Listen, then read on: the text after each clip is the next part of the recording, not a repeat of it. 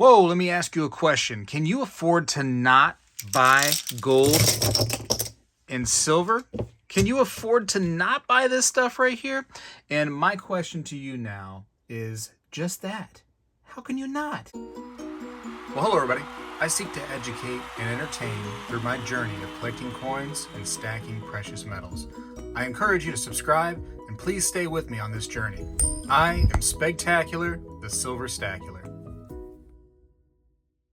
A lot of you may be on the same page as I am. You might be like, hey, I'm a gold stacker, I'm a silver stacker. But some of you may be kind of undecided. You may be thinking, oh, this stuff's too much. Let me just talk to you just for a minute, right? Maybe you guys out there think that this stuff right here, the old cash, is the king.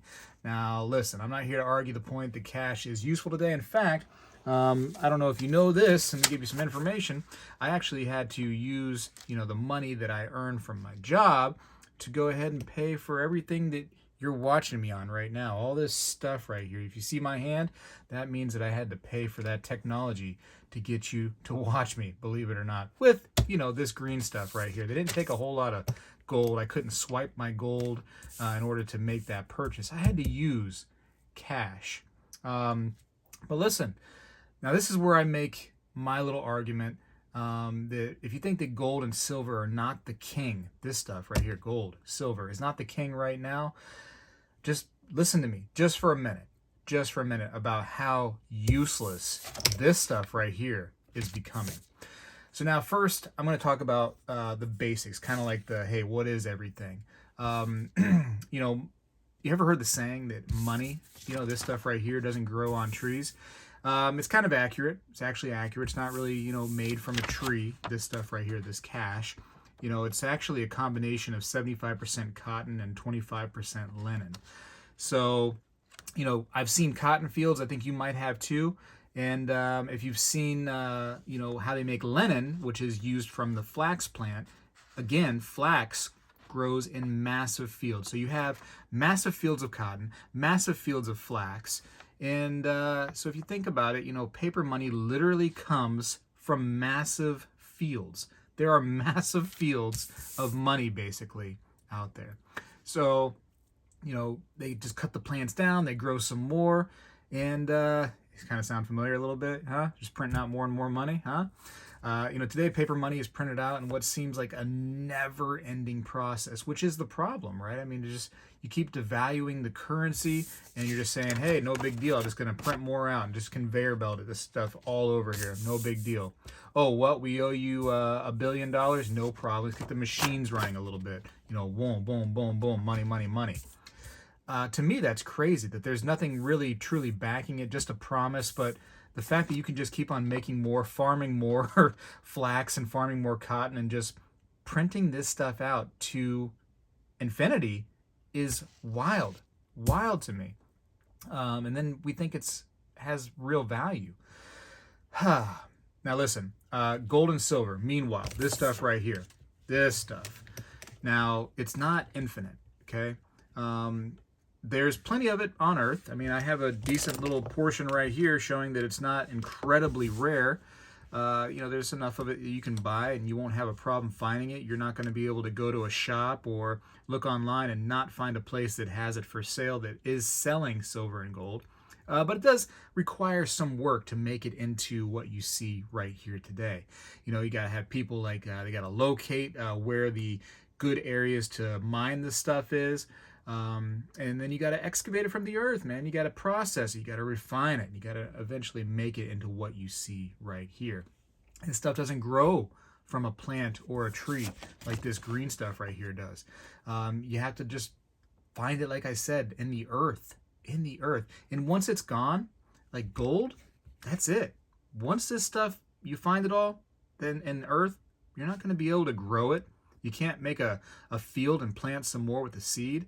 You can't even grow this stuff in a lab like a diamond or something like that. It's outer worldly. It comes from other, things out in the in the universe. Just happen to kind of get lucky and have some here on Earth. Believe it or not, just based on how the universe works and all these explosions happening out in the universe, and we just happened to get some golden rain at some point in our Earth's history.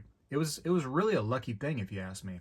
Now, maybe one day Elon Musk is going to be mining asteroids on Mars, and he's going to be able to get us some more precious metals. That's, maybe that happens. Who knows? But we're going to hold our breath for Elon Musk to go ahead and get that done, because whatever he says, add on several more decades, because that's he seems like he exaggerates there a little bit on when he can get stuff done. Anyways, sorry, Elon, no offense, but you got to stop exaggerating a little bit. All right, now let's talk about one of the big topics of this year right here in 2022. It's gas. No, my bad. Little humor, sorry. Gasoline. In 2022, the average price of gasoline, I have it written down right here so I don't forget, is $4.61 in 2022. $4.61 a gallon. Now, in just 22 years ago, or in the year 2000, gasoline was $1.50. So just 22 years ago, that is the spread right there. Now, let's talk about the gold price between the two, different years right here. So in 2000, gold was sitting at around $279 an ounce. It's pretty cheap right here, $279. And then, here we go in 2022, gold is now $1,859 an ounce. Yes, that's right. $1,859 for 1 ounce of gold. So in the year 2000, if you wanted to go ahead and buy some gasoline with, $279 or 1 ounce of gold, you would end up getting 186 gallons of gas in 2000. Versus if you had held on to that 1 ounce of gold, or spent that $279 for the 1 ounce of gold in the year 2000, and you move over here to today, you can end up getting 403 gallons of gas for the same 1 ounce piece of gold. Kind of interesting, isn't it? Kind of interesting. But maybe you're like, hey, listen, Spegtacular, this is where it's at right here, cash. So let's say you didn't buy gold in 2000, right? Let's say you said, no, I'm not doing that. I'm taking that $279 that I could have spent on that 1 ounce of gold, and I'm just holding it. Just holding it as the green stuff, as the cash. Well, check this out. That would have only got you 60.5 gallons of gas today. 60.5. Versus, like I said, if you had gone ahead and did an ounce of gold and held on to it, you would have got 403. 60 with your cash, or 403. That right there is enough to make me go, wow. A little scary right there when you think about just holding on to cash and thinking that cash is somehow king. Because those numbers right there do not lie. They don't lie at all. Now, they say that silver and gold are excellent hedges for inflation. But Spegtacular, silver has come way down from its manipulated high points, around $50. Okay, hold on. Let's talk about manipulation on another video, right? That's manipulation. Let's talk time travel here just for a moment, right? Let's go back to a time that many of us weren't even alive. I wasn't alive. 1964, right? Where a gallon of gas, and I actually just happen to have this right here. A gallon of gas was 30 cents a gallon. 30 cents a gallon in 1964. And I just happen to have this tube right here that I've been trying to fill up, a dime tube, and it has these 3 dimes in it right now. Now, these are silver dimes, right? And when I say silver dimes here in the United States, 1964 and before, our dimes, half dollars, and quarters were made from a 90% silver alloy. If you didn't know, most people that watch this channel are going to be like, I knew that. But if you had these 3 silver dimes right here, you were buying a gallon of gas in 1964. Kind of interesting, right? Kind of cool. Now, oddly enough, these 3 silver dimes here in 2022 are valued at just over $4.70. $4.70. Now, does anybody out there remember what I said about the average 2022 gasoline prices? Hold on. I happen to keep it right here. That's right.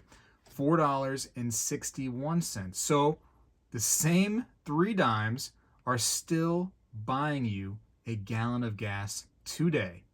Whereas your dollar, if you just happen to, let's say you didn't have the 30 cents. Let's say you just held on to a whole dollar in 1964 and you held on to that to 2022. Is that $1 buying you a gallon of gas today? No, right? You're going to need 4.61 of these right here. So it's not the same. It's not nearly as fun when you have to pay more. So why not hold some silver and gold, right? So hedge. Let's talk about hedge. The hedge against inflation, that doesn't mean that it's going to counter inflation 100%. It's not going to beat inflation all the time. It may be able to protect you to some degree through the years. And that's what we're seeing, all right? We're not seeing it just totally excel and it just destroy inflation. Inflation's nuts this year. I mean, they're talking at the very least 8%. But any of us that actually go shopping and see the prices for ourselves and see everything that's going up, we know it's beyond 8%. And I don't know about you, but I didn't get no 8% raise yet. It hasn't really, there's no countering that's going on. It's like I'm just having to deal with it with the same paycheck that I've gotten. Now, through the years, some years may be better or maybe worse for both inflation, which we see this year is astronomical, and silver and gold prices. So understand that, inflation doesn't, or I'm sorry, hedging doesn't mean that you're just going to beat it or exceed it or just be better than it all the time. It's just going to protect you to some degree. And that's the goal within silver and gold. Now, I would never recommend betting the house or putting all your eggs into the silver and the gold basket. Never, never, ever. To me, that's craziness. You just should never put all your eggs into any basket, right? That's investing 101. Now, most of the time, I think financial advisors recommend somewhere around like 10% of your total investment portfolio to be in silver and gold, precious metals. You're big boys and big girls out there, right? So adjust the number to where you're comfortable, either up or down from there. You do what you got to do, or actually talk to a financial advisor. That's not me. I'm just the guy on YouTube, right? Now, for me, my percentage is a little bit higher. I have a little bit more faith in gold and silver than some people may, and a lot less faith in paper or, again, plant-based currency. Did you know that countries all around the world, have had faith in silver and gold throughout thousands of years? Countries that were separated by land, sea, and they found for some reason beauty and need to use gold and silver and even copper. I got some copper here too. I'm not gonna hate on the copper. There's definitely copper coins out there. But metal-based currency has been a thing for thousands of years. And many of those countries that were separated by this this land and this sea, they could never communicate with each other verbally. They didn't have, they had different languages, right? But during trade, when they came up on a donkey in a wagon, or they came up on a ship to a port from some distant land, right? There was like a universal language. You know what that was? It was right here. It was silver and gold. That was a universal language saying, hey, they're pointing at whatever. They're pointing at that donkey, and they're pointing at this, pile of cotton, and they're saying, hey, trade this? Yeah, trade. Kind of wild if you really think about it like that. The gold and silver really are a universal language out there. There's actually, you know what? Right here, I have this. Here is a book. Let's see if I can zoom out a little bit here. Here is a book, Gold Coins of the World, from ancient times to the present. And in this book right here, there's coins that go back to like 480 BC. And maybe some more. If I actually search better into the book, I can find some more. But that's around 2,500 years ago. 2,500 years ago, gold coins that this book right here can document. That's crazy to think that this stuff has been around that long. And then just recently we're, using paper, really. Gold and silver are mentioned in the Bible. Within the book of Enoch, Enoch said that he had seen mountains of silver and gold. Mountains. Even if you don't believe in what the Bible teaches you, and that's your journey, you do what you want to do. I'm not here to force you in any way. You have to believe in the Dead Sea Scrolls, right? I mean, there's evidence of these scrolls out there, and they have information from like 2,000 years ago when they were written about sections of the Bible, which again talk about silver and gold. I mean, it's been around. It's not like some kind of new thing where they just found silver and gold like last week. It's been around. But silver and gold are worthless today, Spegtacular. Oh, ye of little faith. Silver and gold are used in just about every single piece of high-tech equipment today in any country. And, that's just how it works. Whatever you're watching me on today has some silver or gold in it potentially, and definitely some copper in there. I mean, that's how the wiring works. You'd have to have this stuff. All the battery-operated vehicles that are coming out, they use more silver than ever. Anyways, listen, any country out there, no matter which country you're watching me from right now, that identifies themselves as a global power at all, has a holding of gold. They have some of this stuff right now that they're holding on to. Your country is probably holding a massive amount of gold. So I'm kind of curious why you're too good for this stuff. If you're a negative person on gold, why are you too good to hold gold when your own country is believing in this stuff? Now, again, listen, in closing, don't bet all on gold and silver, right? But don't deny that silver and gold are a great asset to have your money in. In today's troubled times, it's still proving to be quite strong. And right now, in my opinion, both silver and gold seem to be discounted. That's my personal opinion now. It's not a get-rich-quick scheme like crypto or even the stock market, but there's little to no guesswork in silver and gold. Little to no. All you got to do is buy it and you hold it.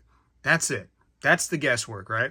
You don't have to pick the right one and hope it's the one that's going to go to the moon or wonder if it's going to go bankrupt overnight or its shareholders made a bad decision that causes the value to drop by half.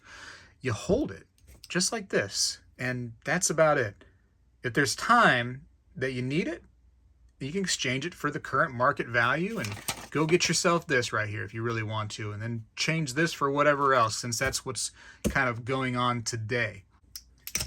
But maybe one day down the road, you'll be using this stuff right here just like it had been used maybe like a half a century ago, just trading it directly for goods and services. Who knows?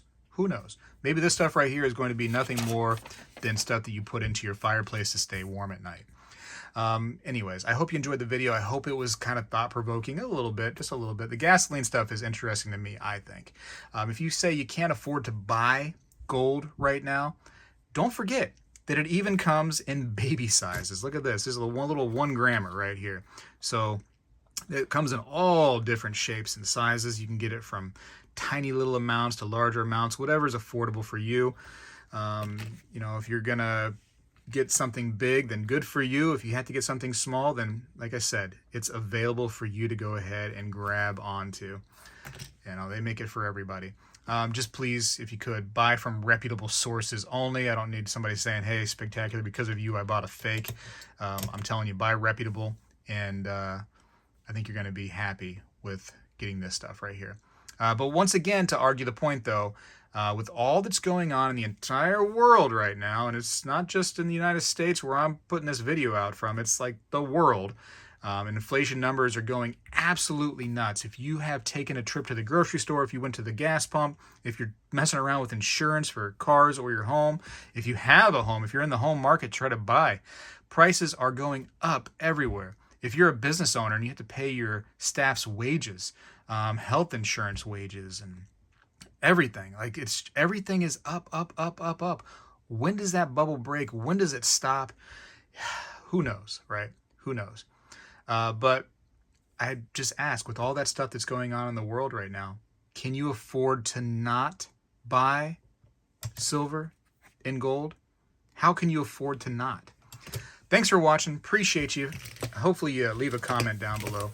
Hopefully let me know what you think. I'd appreciate that. And thumbs up it if you like the video. And, you know, let's talk about silver and gold a little bit, because that's what I do on this channel.